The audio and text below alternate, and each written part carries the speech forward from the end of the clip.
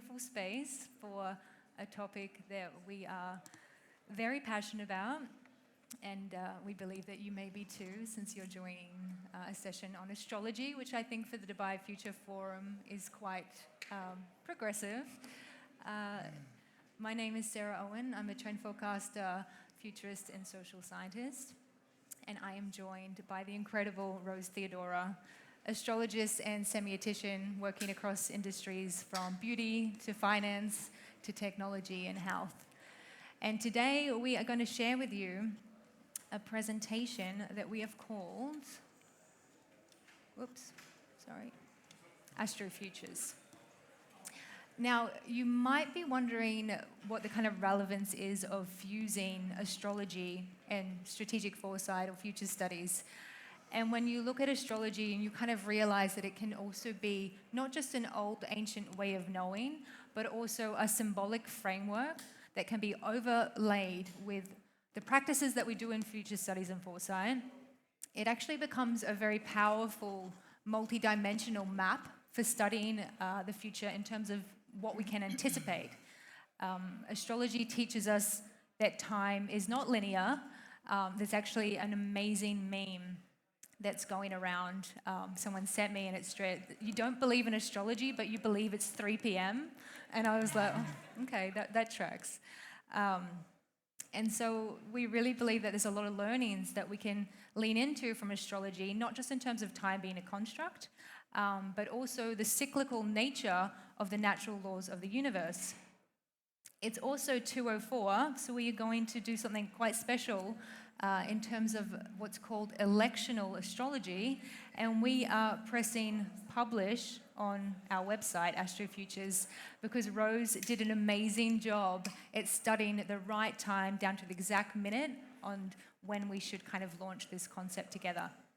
So you just joined us collectively and in that astro moment. What modernity has done to us over time is kind of taught us that knowledge should be siloed. We are obsessed with compartmentalization, we're obsessed with segmentation, fragmentation, specialization, all these Asians that go back, decades ago when they started. And this obsession has obviously landed us with a lot of kind of technological and innovative advancements, but it's also left us with many gaps in what we know and how disparate knowledge is. So the coming together is really important, and we love this word, consilience. It's about the unity of knowledge.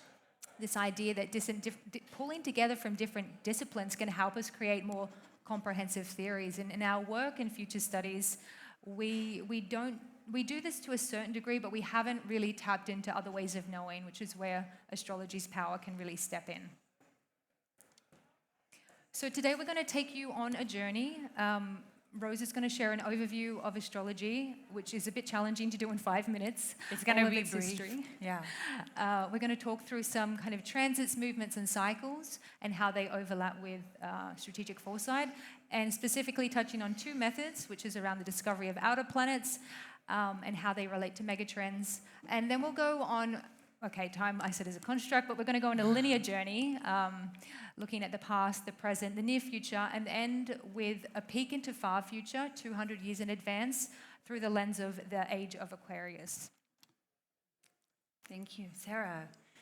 So astrology is a very misunderstood subject. And so for starters, astrology is not scientific. It is a language system, and it is data. It's the collection and utilization of data. It is a rich prognostic art embodying centuries of accredited methodology and tradition. And I think we're also quick for people to think that it's still not related to astronomy, right? Until the 17th century, it's important that you remember astrology and astronomy are one. Anytime you hear about someone being an astronomer or a mathematician or a linguist or a doctor, high chances, 90% of the time, they were also an astrologer. And it wasn't until the 17th century that they were separate. So that's very, very important to keep in mind, especially for today. we're going to walk you through two topics, two methods that we've developed through the lens of astrology and future studies. The first being eclipse cycles that were used all the way during the 3rd century BCE. And outer planets, when I say outer planets, I'm speaking about planets that are not visible with the naked eye beyond the lens of Saturn, that are only visible through a telescope. The history of astrology is so rich, so we're just going to touch on 2 points. The first being right here in the Middle East, the origins of astrology happened in early Mesopotamia in 2500 BCE. Did anyone know that? Does anybody know the rich roots of astrology? And years later, it had a resurgence during the Golden Islamic Age, so between the 7th and the 13th centuries, under the Abbasid Caliphate here, under Caliph al-Mansur. And in Baghdad, they had the House of Wisdom. And the House of Wisdom was a very special place where wisdom from all over the world was collected and translated into Arabic and into Persian at the time. And so these 3 main astrologers and scholars are foundational in the way that astrology is practiced today. The first is Abu Musar, who did a lot of medical astrology and wrote foundational text on what medical astrology is today. He was also a doctor. Al-Kindi, many of you know, the Arab father of philosophy, and he wrote a treatise on the planetary rays and how they affect the terrestrial realm. And then Al-Biruni, who utilized eclipse cycles more than anyone. He wrote more than 200 treatises on astrology, and had an interesting relationship with astrology. He was responsible for translating many texts into Greek and Latin. Okay. And so we'll walk you through the transits and movements of time cycles. It's important to also think about how no one astrological event is separate. Everything's interrelated and are essentially folds in time. And when we were working on this methodology that fuses strategic foresight and astrology, what we found was these crazy parallels of how Rose's methods and my methods had such synergy. So for the better part of this year, we've been mapping and road testing what those look like when you marry those methods. And so we have an Astro-Futures toolkit that we've developed, but for the purpose of time today, we're just going to go through 2. And so when we looked at these cycles of change, it was really interesting because we could start to overlap different astrological cycles with cycles that we see in, say, American history. So this idea that we have an institutional cycle of change that kind of resets every 80 years. We have a socioeconomic cycle of change that kind of roughly has a 50-year period. This is kind of working off work that the geopolitical futurist George Friedman did. I'm sure many of you are familiar with Howe and Strauss and their kind of concept of the 4th turning. So from kind of a historical and sociological point of view, we have studied cycles of change, and we do see repeatable observable patterns taking place. Now, what's really uncanny is that when you overlap those cycles of change with cycles in astrology to look at more kind of predictive capabilities, what we see is a convergence of the first time in history when the institutional cycle of change, and that means kind of the end, so we're talking crisis mode collapse, converges with the socio-economical cycle of change, and also converges with big astrological shifts. So we're looking at a 2030 collapse or crisis.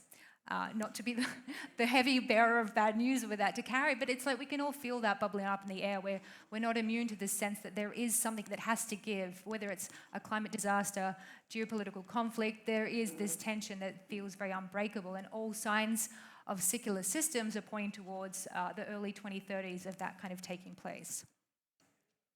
So like I mentioned, there are different kind of fuses of these methodologies that you can look to, but one that we feel was quite compelling was this idea of overlapping or looking at eclipse cycles, and then we'll also kind of take you on a journey through the outer planets and the megatrends and how they correlate. Eclipses being one of the oldest cycles and utilized by astrologers and astronomers for centuries ago and in the future. So this is a snapshot from NASA's database. As an astrologer, I use an ephemeris. You can see the eclipse cycles in 2020 there.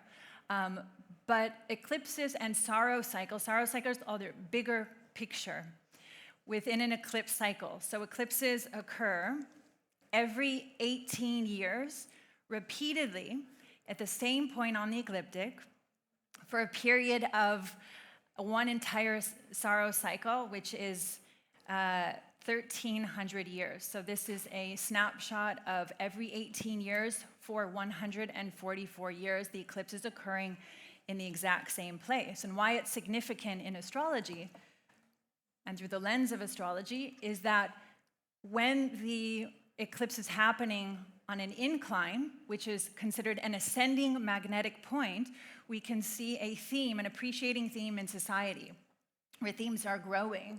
And in 2020, the ascending node was in the sign of Gemini, and signs are related to sectors, which we'll get into in a moment.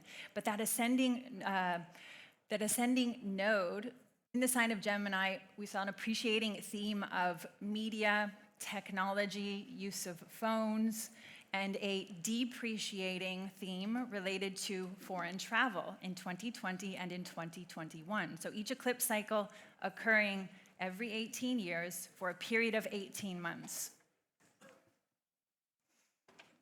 So now we're going to look at the outer planets and how they relate to megatrends. And I think it's really important and Rose will go into a little bit of history of the outer planets and their discovery and what they mean.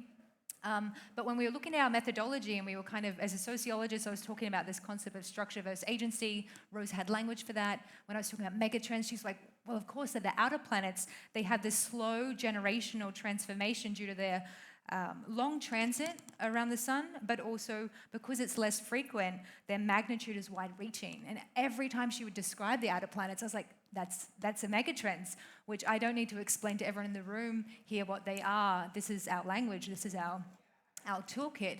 But now what we're going to do is take you on a journey of overlapping some of these megatrend and macro themes with what the outer planets represent and what signs they're kind of related to. Over the last 200 years and into the future. So just for a refresher, the outer planets beyond Saturn are Uranus, Neptune, and Pluto, and each one has its own cycle. And Uranus was discovered in the 18th century, Neptune the 19th, and Pluto the 20th century. So Uranus being a bit closer, Uranus has a cycle of 7 years, a 7-year theme that continues in its revolutionary cycle every 84 years. So every 84 years, you can see a period of 7 years related to a theme. We're calling them domains. Uranus is connected to the domains of technology, so progress and evolution in technology, innovation, entrepreneurship, and innovation, advancement, and cycles of revolution.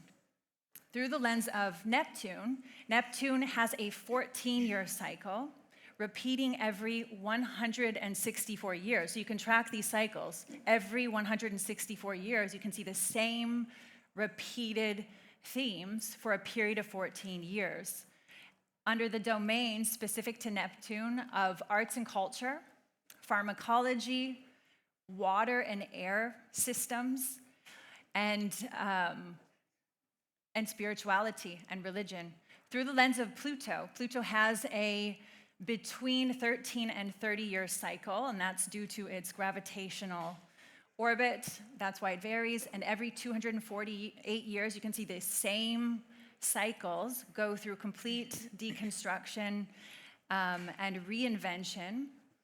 And the domains related to Pluto are finance and banking, government, power, and social systems. The last time that Pluto aligned to a particular sign, which we'll get into in a moment, was 2008. In 2008, Pluto ingressed into the sign of Capricorn, and immediately you can see that these domains were affected. The real estate market, finance, and banking drastically changed, and we've been sorting it out over a 20-year period. Yesterday, Pluto ingressed into the sign of Aquarius, which is going to activate and change a whole new set of domains for the next 20 years related to technology and the future.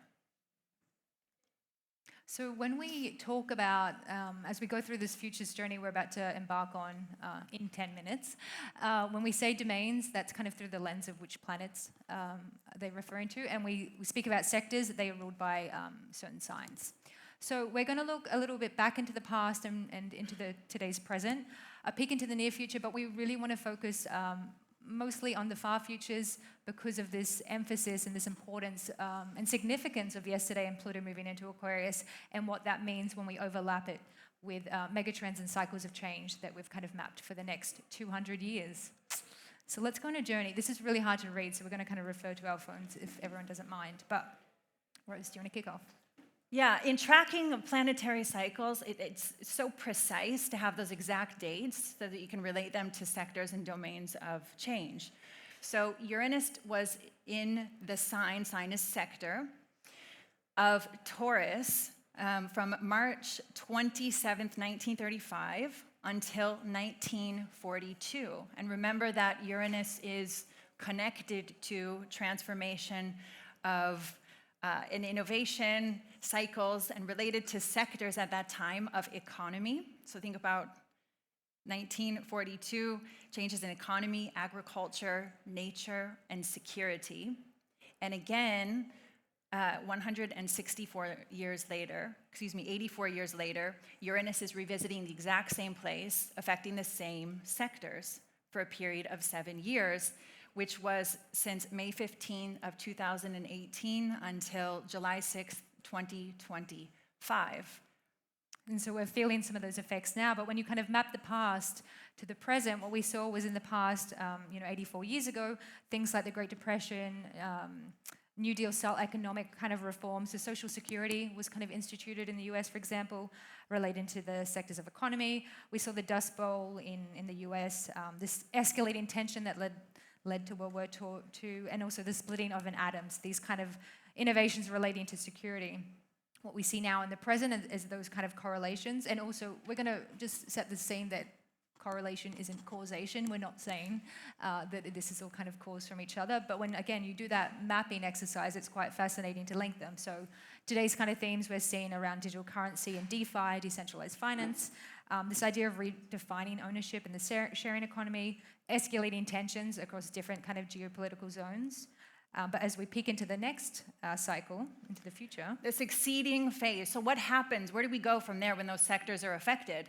What's a succeeding cycle that will last 7 years and repeat then every 84 years, which happens this year. So Uranus will ingress, it will enter a new sign, which means a new sector, on April 26th, 2026, until May 22nd, 2033, so next year. And there's always a period of ingress and regression when the planet is making a transition into the succeeding area or sector, and then back to revisit the previous one until it's fully in its new 7-year cycle. So this change happens with Uranus ingressing into the sign Gemini sector, which is sectors of communication, media, transportation, publishing, language. So it might manifest in the next 10 years through those kind of specific sectors. We could see, obviously, revolutionary changes in AI, quantum mechanics, deep fakes, synthetic media continue to take off. Independent media is really interesting because obviously in the US this is kind of called the first podcast election. So this idea of challenging legacy media and things like that will continue for the next decade. And then this concept of reinventing mobility and what that looks like. The next planet, Neptune, if we look at the recent history 164 years ago, for a period of 14 years, Neptune was in the sign of Pisces, sectors related to water, pharmacology, religion, spirituality. The dates for those were 1847 to 1862. And the sectors, Sarah, you can go through that, but Yeah. Neptune 164 years ago was in the same place that it's been today for the last 14 years, since 2011 until this year in April, affecting these sectors of spirituality, water, pharmacology. So in those cycles of change, back into the 19th century, around this period, we saw the Second Great Awakening, the spiritualist movement, where kind of New Age spirituality was born, things around water safety and quality, opium usage, widespread social acceptance and therefore addiction, modern nursing by Florence Nightingale, and Darwinism kind of crossing all sectors, and how that kind of relates to the last decade is a renewed interest in mindfulness and meditation, obviously also in astrology, which is, I think, timely for why we're also sitting here. And that kind of also evolved from the water crisis that we saw through things like the Flint water crisis, microplastics showing up in 94% of traceable kind of water sources, and then a psychedelic renaissance and kind of normalization and legalization taking place, so kind of tapping into that pharmacology sector as well. The next 14-year phase, the succeeding one from today, will be April 18th, 2025, until March 30th, 2039, in which Neptune will enter the succeeding sign of Aries, related to the sectors of war, sports, response, risk. So we might see new types of warfare that we haven't really encountered before, cyber-based conflicts. This merging of physical, digital, and mental aspects, especially in performance and sports, which would kind of like really evolve the concept of what the future of the Olympics could look like. And also moving into a post-healing era as well. The final outer planet, Pluto, with its decade to 2-decade transit, cycling every 248 years. The last time that Pluto was in the sign of Capricorn, before entering Aquarius yesterday, was 1762 to 1788, under the sector, so in the sign of Capricorn, under the sectors of government, business, and finance. Again, Pluto entered Capricorn in 2008, we all know what happened, for 16 years, before entering the sign of Aquarius yesterday, where it will be until January 19th, 2044, impacting a whole new area of sectors related to humanity, technology, the future. And how Pluto in Aquarius, or in Capricorn originally in the past, has manifested those, again, overlapping cycles and themes were so striking. So in the past, in the 18th century, obviously seeing things like the American Revolution, founding of government or federal government, the French Revolution, the end of kind of feudalism, agrarian economics, the Industrial Revolution, the notion of private ownership kind of emerging, the disruption of these old economic systems. And you transfer that to the last kind of decade, and what we've seen is things like, the Obama being elected as the first Black American president, increase in authoritarianism, populist movements, kind of still feeling the effects of that rippling up, the Silicon Valley boom in the last 15 years or so, and the global financial crisis. Now, we're going to spend a little bit of time on Pluto in the future because, like Rose said, it was a really special day yesterday as Pluto starts this new long gravitational journey around the sun for the next 248 years. And so what we might see in the future in terms of those shifts manifesting through sectors is an increasing shift towards an understanding and interconnectedness of the global consciousness. Decentralization, not just through the idea that is a technological manifestation, but also as a mindset and something that people embody in terms of a value system. Interconnected ecosystems, so whether that's an evolved version of the smart homes, smart cities, this idea we've championed for so long around interoperability through the metaverse or kind of complex systems may become truly seamless finally. And then also more human-machine interfaces through this idea of advancements in biotechnology and neurotechnology as well. I think we're getting close to time, so we're going to zoom through some of this because we do want to enter the age of Aquarius with you all. But there's some ways that this is showing up in emerging themes that I think to most people in the room probably aren't surprising, but there's shift towards regenerative systems, concepts like this nightclub in Scotland where you sweat your way to generate power. We've seen a lot of this kind of kinetic concepts coming through. We've seen this in kinetic footpaths. I'm working on a future city project in Saudi Arabia at the moment, and we're kind of pushing for the idea of to tackle the problem of verticality in this space is what if you generated your way to paying off your electricity bill as you walked home? So, these kind of groundbreaking technologies mixing with nudging and kind of behavior change concepts as well. Cooperative care, I think, is pretty straightforward around the power of decentralized networks, community-based platforms in giving and sharing, and how that relates to a post kind of trust society. And then the consciousness revolution, which we could speak about for hours, but these idea that for so long, Rose and I were riffing last night about Galileo, we'd love to keep chatting about that, but how we kind of took the study of consciousness outside of the scientific method of inquiry because he knew that scientists, through a quantitative lens, are never going to solve this. So he knew it. Scientists are really tackling to answer this biggest question that still goes unsolved. And so there are new kind of forms and ways of viewing this, from panpsychism, the idea that everything is consciousness, from this water bottle to the sun, to kind of obviously evolutions in quantum theory and quantum physics. So I think in the next kind of 20 years, we believe that we might be able to start to get closer to answering this.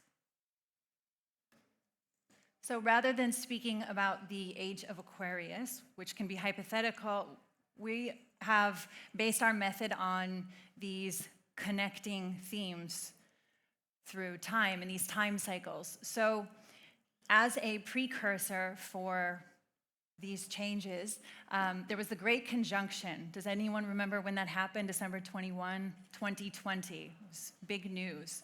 The planet's Saturn through an astrological lens relates to structures, governments, boundaries, security, and the planet Jupiter, which relates to growth, education, travel, came together, and they come together in a conjunction every 20 years. So this was significant because they came together at the very first 0 degree, the ingress degree, which means they should signal a weak signal. Sarah and I were speaking about this. So when these two planets came together in December 2020, this was the first wave of what could be described as the Aquarian age, followed by Pluto's ingress yesterday to the 0 degree of Aquarius in 2027.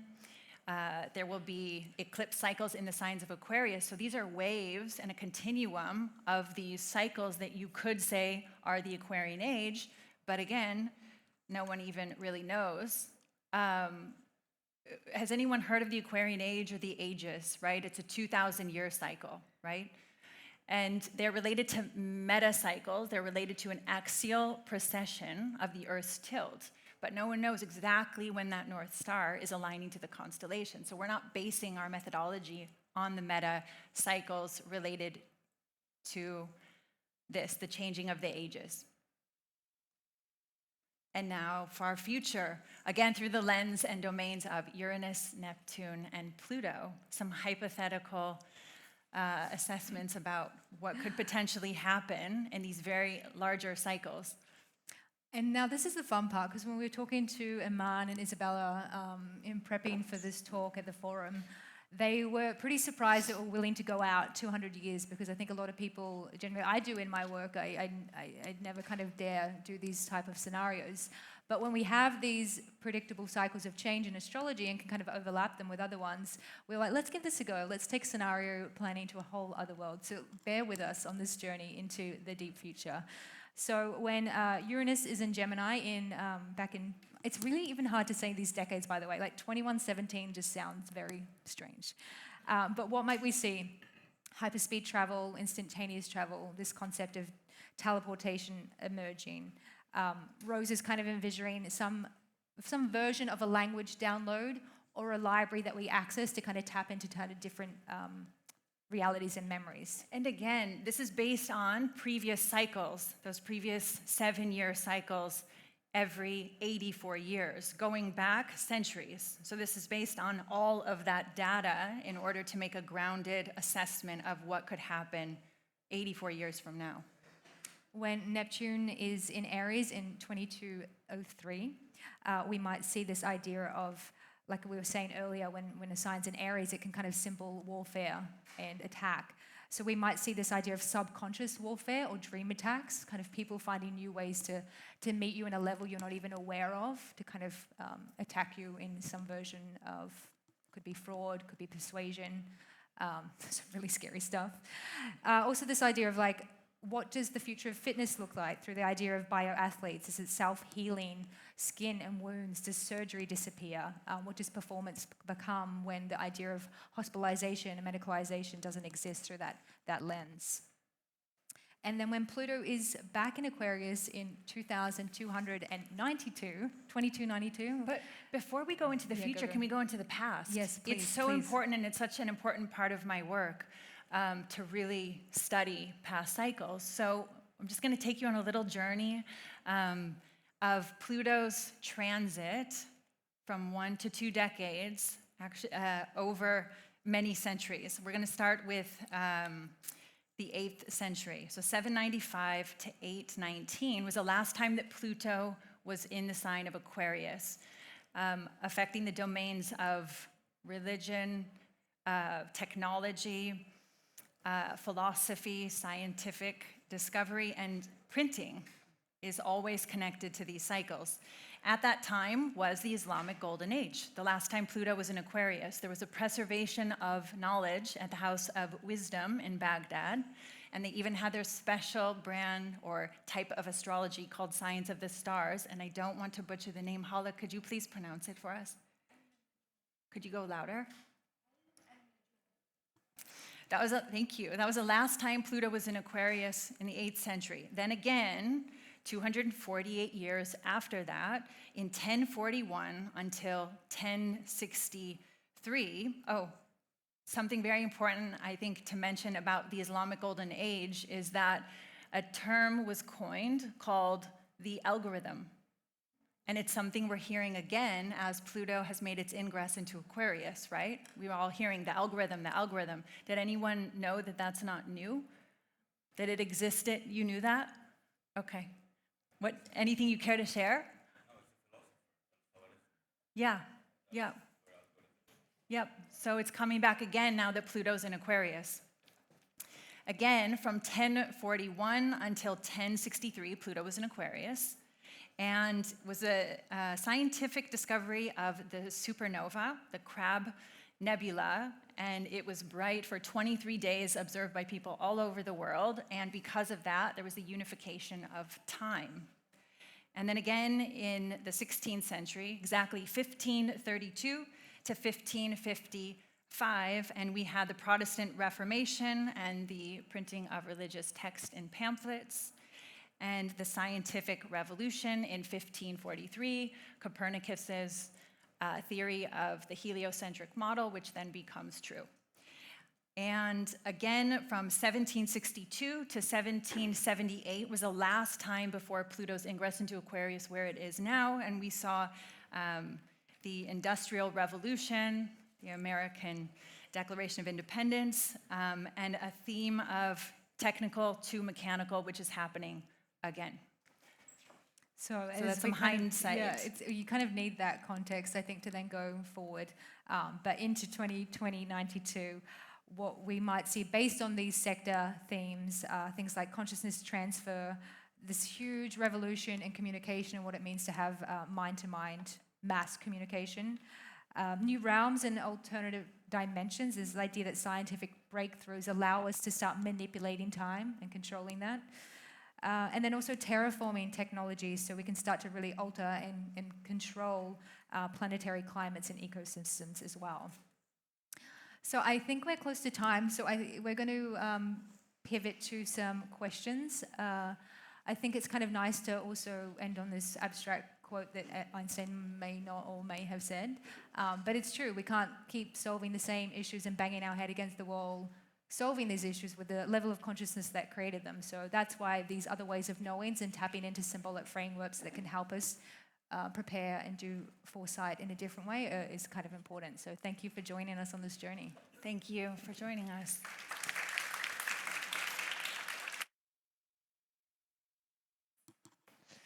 We have a mic. Is it on? I think so. Is the... Do you want to be the... Thank you so much. Thank you. Hi, thank you, ladies. That was so mind-blowing. My name's Tully. I'm a Pisces, moon in Leo and rising in Capricorn. Thank you for your data. Yeah. I think as part of my own sense-making with the recent US elections, I looked up the star signs of Donald Trump, and he is a Gemini. And I think it's like just in hearing about that sector of Gemini being around new technology, media, even the social media era that we're in, I think it's really interesting that that rising star was part of kind of what's happening. I'm wondering, obviously what you've spoken through today, we're looking at sectors and how astrology plays in the shifts and change of sectors. Do you anticipate that in the future we might look at people's astrological profiles on an individual level and sort of We always have. There have always been court astrologers. There have always been guidance of astrologers, and astrology has gone through such a kind of meandering journey over the last, since 2500 BCE, right? So Donald Trump's chart is very known. Every leader is known if that information and data is public.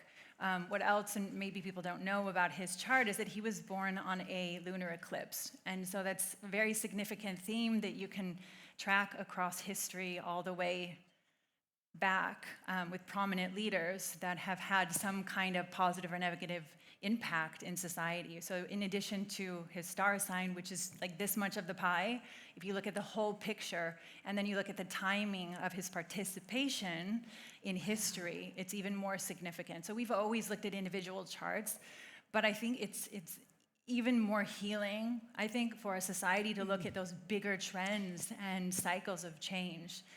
Thank you for your question. Pleasure. Thank you. I had a very specific question on one of your slides. You had I'm like, where are you? You had the end of the era of healing. I think maybe it was in Neptune. Maybe post-healing era. The post-healing era. Can you speak a little bit more to that? What that means? Yeah, I think we were playing with the idea that I mentioned on afterwards in the kind of future scenario of that post-healing kind of, we were digging into what that means because we have been on a bit of a paradigm shift. We frame it through different lenses and languages, but one has been this idea that collectively, if you take the youth population, Gen Z, we kind of saw them move from this idea that they were a Gen Me mentality, kind of more individualistic, healing through the idea of a self-care and a smoothie and a face mask.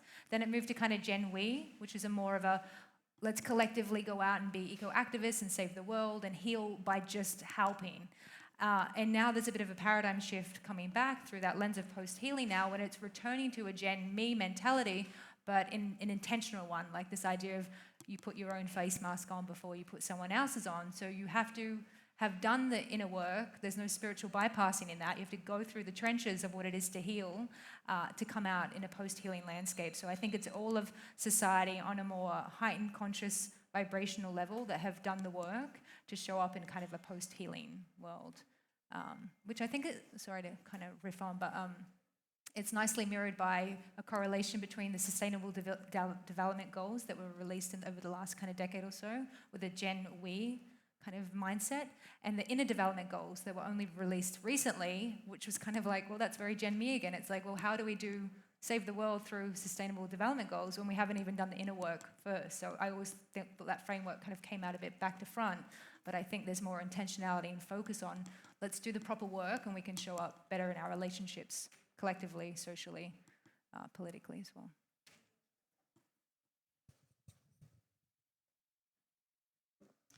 Thank you both for your remarks. I'm Amy Webb, so I'm on the more quantitative side of what you're doing, but it's always super, super interesting to see other people's methodologies. So to that end, could you please flip back 2 slides to where you have the methodology flash for a moment? I think a bunch of us wanted to see what was there. Hopefully that will work. And Somebody if at the not, I forum? can list them here. We have horizon scanning, weak signals related to planetary ingresses. That means when the planet first enters a sign, like Pluto yesterday's ingress into Aquarius.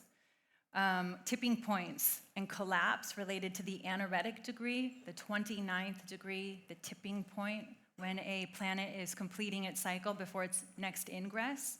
Emerging themes, paradigm shifts related to eclipse cycles. Megatrends related to high-level outer planets. And scenario planning related to quarterly cycles and moon phases, so more short-term. And systems thinking related to outer planets. I don't know if you want to... So if you want to flip forward, I think that next slide, what you just read out, is there. And then that's perfect. And the related question had to do with I think you're calling them dimensions. Why is Pluto with Domains. travel? Domains. So like, how did Pluto wind up with travel? Like, how did that get decided? Pluto didn't end up in travel. That was the eclipse cycle. That was the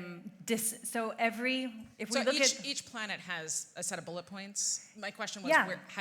how did that happen? That's actually an ancient system based on the observation of the planets and then recorded data over centuries. So that's based on a Chaldean system.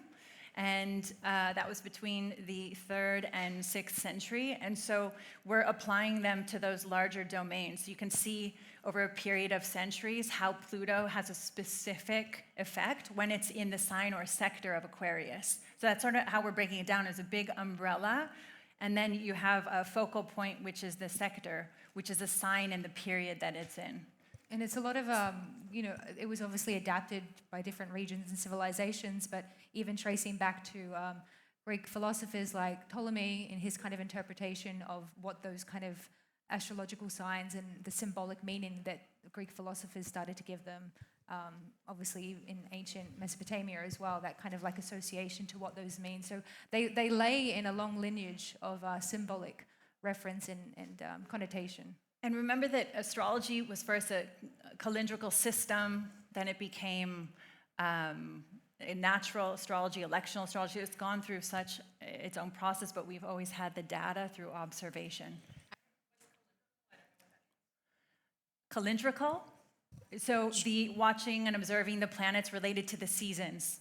If you think about ancient Egypt and the way that they specifically used astrology is different than Vedic astrology, which is more judicial astrology or electional. So, yeah. Anything else? Thank you. Thank you very much. I have two questions. So how far back do you go in terms do you go to prehistory in this kind of systems? And in this sense, I'm asking, do you assume that there is no climate apocalypse or whatever it is, like the climate breakdown, for example? Where does it fit in this? Because, if we're talking about in 100 years, 200 years, there's an assumption that things will only evolve from here and not, have this kind of calamity. And the second question I have is, you said correlation is not causation. But what I feel is that, when you do this whole elaborate methodology and conclusions, yes, you say correlation is not causation, but what I hear is causation. What I hear is prediction, is causation, etc. And so how do you square this kind of contradiction, and where does the human agency come into this? Thank you. Yeah, that's a question that relates to astrology with many, many people. It depends if we quote the Quran. Depends. When you think of human agency, what your belief is, it's very personal.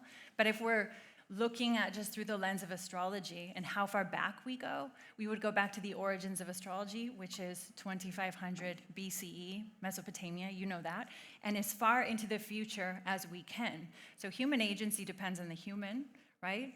And then I don't know if you want to speak to causation versus correlation. A little bit on the first question. I think because we were going 200 years out, we probably should have prefaced that when we did the kind of the math, it was already post-collapse. So that was kind of a world post-crisis, post-collapse, which probably happened, 2 times since then. The correlation versus causation, I feel like that can be a really long conversation, but just as kind of a high-level takeaway, I think to kind of approach this sort of work in a world that is still so heavily grounded on the scientific method, which I said has got us amazing advancements and innovations but can only get us so far from here, really requires a lot of humility, a lot of curiosity, a lot of openness to these conversations. So I think you can't ever look at this and say, oh, we're doing causation because we're doing a reductive mapping exercise. I think to look at it is to then take these frameworks and work out how you can keep continuing to develop these maps, these ways of knowing, and this signposting for the future. I don't think it's so reductive to think, I think it's too reductive to think that we're simply kind of going, this happened, so this happened. It's simply, I think, a way to kind of convey the depth of some of the history in a 20-minute session, which is also tricky. We try to really condense it.